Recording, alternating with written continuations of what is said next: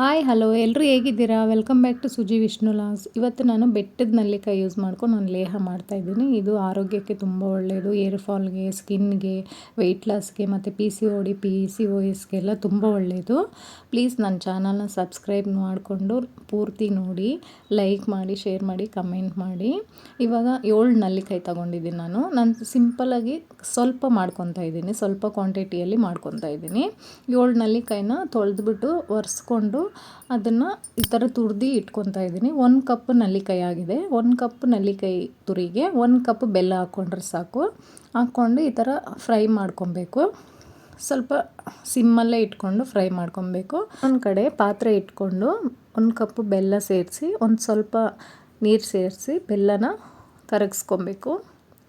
ಅದರಲ್ಲಿ ಮಣ್ಣು ಏನಾರು ಇದ್ದರೆ ಸೋದಿಸ್ಕೊಬೇಕು ಅಷ್ಟೇ. ಬೆಲ್ಲ ಏನು ಪಾಕ ಬರೋದು ಬೇಡ, ಆ ಥರ ಸೋದಿಸಿಟ್ಕೊಂಡ್ರೆ ಸಾಕು. ನೆಲ್ಲಿಕಾಯಿ ತುರಿ ಸ್ವಲ್ಪ ಫ್ರೈ ಆಗಬೇಕು. ಸ್ವಲ್ಪ ಕೈಯಲ್ಲಿ ಹಿಂಗೆ ಮುಟ್ಟು ನೋಡಿದ್ರೆ ಬೆಂದಿರಬೇಕು. ಆಮೇಲೆ ಈ ಬೆಲ್ಲ ಸೋದಿಸಿರ್ತೀರಲ್ವ ಅದನ್ನು ಇದಕ್ಕೆ ಸೇರಿಸಿ ಹಂಗೆ ಒಂದು 5 ನಿಮಿಷ ಫ್ರೈ ಮಾಡ್ತಾ ಇರಬೇಕು.